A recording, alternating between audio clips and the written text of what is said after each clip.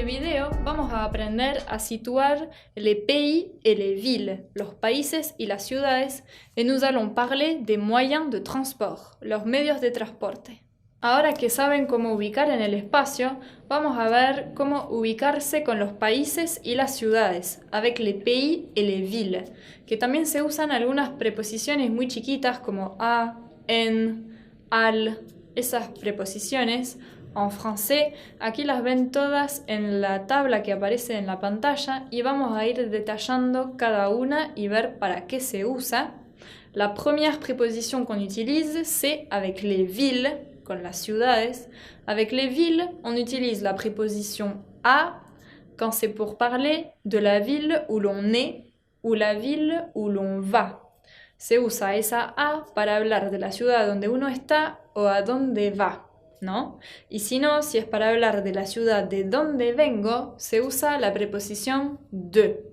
Donc pour les villes, on utilise la préposition à ou la préposition de. Attention parce que ce a tiene un acento grave, un accent grave, que es lo que lo diferencia al escrito del verbo tener, que se escribe il a, una a sola también, pero que no tiene acento. Entonces, si no le ponen acento en esa a, que es una preposición, es un error de ortografía, pero de gramática también, porque tiene un sentido totalmente distinto. Uno es verbo y el otro es preposición. Así que se tienen que acordar de ponerle ese acento en la a cuando es una preposición. Par exemple, algunos ejemplos, on peut dire « Je vais à Londres pour le week-end ». Je vais à Londres pour le week-end. Yo voy a Londres para el fin de. Je vais à Londres parce que c'est le lieu où je vais, el lugar a donde voy. También otro ejemplo, j'habite à Paris. J'habite à Paris. Yo vivo en París. Como es el lugar donde estoy, le lieu où je suis, j'utilise la préposition à. J'habite à Paris. Et un autre exemple, avec un lieu d'où l'on vient, un lugar de donde venimos, on dit je viens de Buenos Aires. Je viens de Buenos Aires.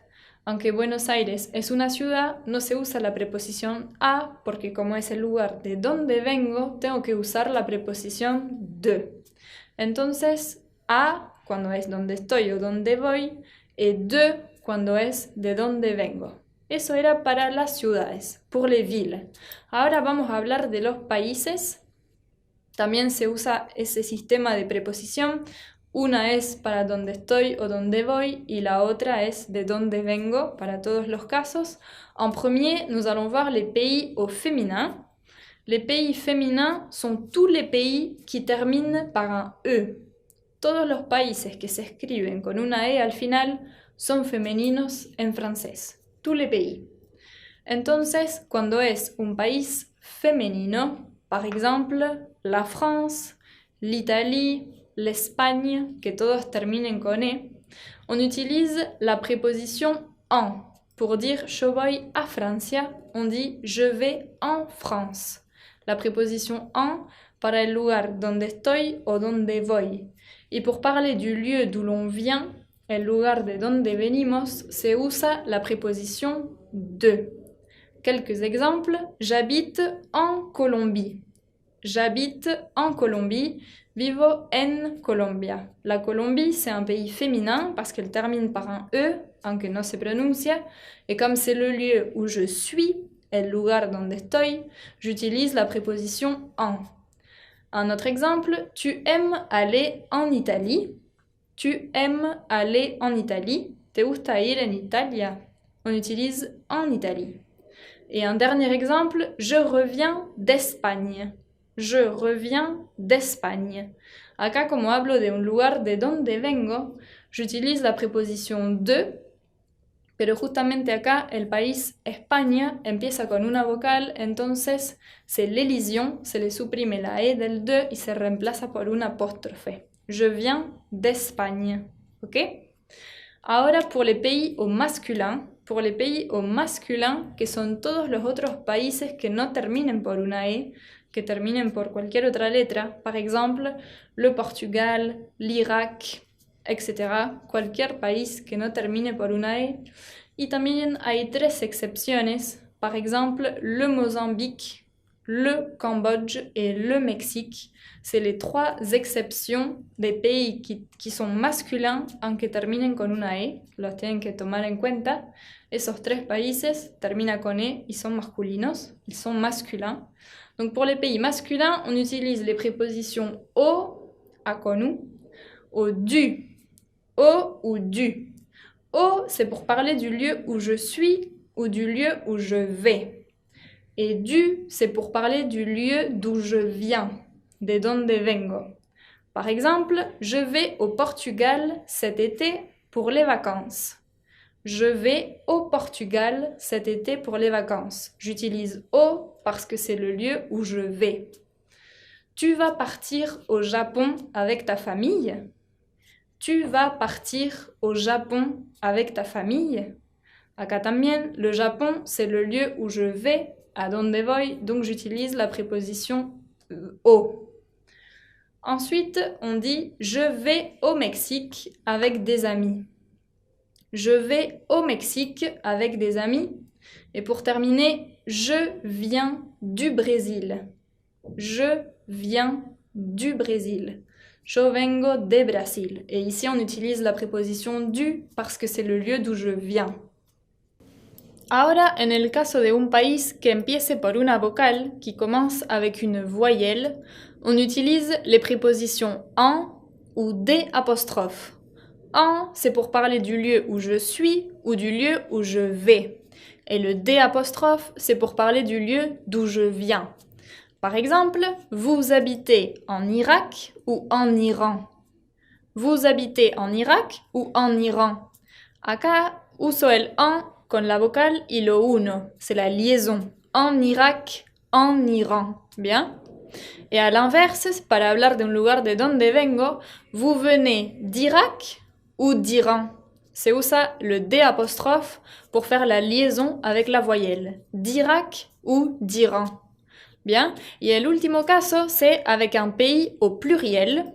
Avec un pays au pluriel, como me doy cuenta que un país está en plural es cuando lleva una S final que no se pronuncia, pero que al escrito está. Quand un pays est au pluriel, on utilise les prépositions au, con X, que no se pronuncia, et de. Au, c'est pour parler du lieu où je suis ou pour parler du lieu où je vais. Et le de, c'est pour parler du lieu d'où je viens. Par exemple, on peut dire « j'habite aux États-Unis ». J'habite aux États-Unis ou « je viens des Pays-Bas ». Je viens des Pays-Bas. Les Pays-Bas sont los Países Bajos. Attention à l'orthographe et à la prononciation. Quand on utilise « o » que termina con X ou « de » que termina con S, con un país que empieza con una vocal, il faut faire la liaison, la unión. Par exemple, aux États-Unis. Se une la X con la E para tener una pronunciación más fluida. Así que, para resumir, pueden mirar la tabla que tienen en la pantalla y la tienen también en el manual à l'unité 5 pour parler des pays et des villes. Para terminar, vamos a ver un último tema y se trata de los medios de transportes, les moyens de transport. Pour parler des moyens de transport, on utilise différents verbes qui sont irréguliers. Acuérdense que los vimos en un video pasado y los pueden encontrar en el manual à l'unité numéro 4. Le premier verbe irrégulier qu'on utilise, c'est le verbe prendre, qui se conjugue je prends, tu prends, il prend, nous prenons, vous prenez et ils prennent. Significa tomar. Le deuxième verbe irrégulier qu'on utilise, c'est le verbe aller. Le verbe aller significa ir. Je vais, tu vas, il va, nous allons, vous allez et ils vont. Le troisième verbe qu'on utilise beaucoup pour parler des transports, c'est le verbe partir. Partir significa partir o irse más comúnmente. Partir, on dit je pars, tu pars, il part, nous partons, vous partez et ils partent. Y por fin, le quatrième verbe qu'on utilise pour parler des moyens de transport, c'est le verbe venir, que significa venir.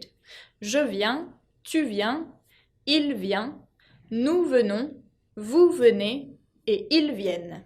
Así que esos 4 verbos hay que saberlos de memoria, il faut les savoir par cœur, porque son muy usados para ubicar en el espacio y hablar de los medios de transportes. Et en particulier, le verbe prendre, on l'utilise pour parler des moyens de transport fermés, los medios de transportes que son cerrados.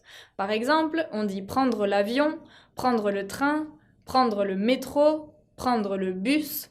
Todos los medios de transporte cerrados, on utilise le verbe prendre. Vamos a ver juntos algunos ejemplos. Par exemple, je prends le bus pour aller au travail. Je prends le bus pour aller au travail. Nous prenons l'avion pour partir à l'étranger. Nous prenons l'avion pour partir à l'étranger. Ils prennent un taxi pour arriver plus vite. Ils prennent un taxi pour arriver plus vite. Et tu prends le métro pour aller à l'université.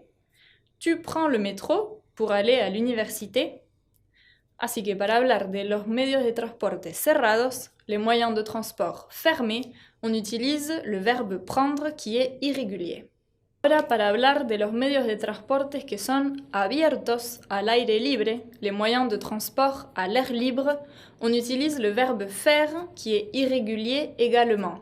On le conjugue je fais, tu fais, il fait, nous faisons, vous faites et ils font.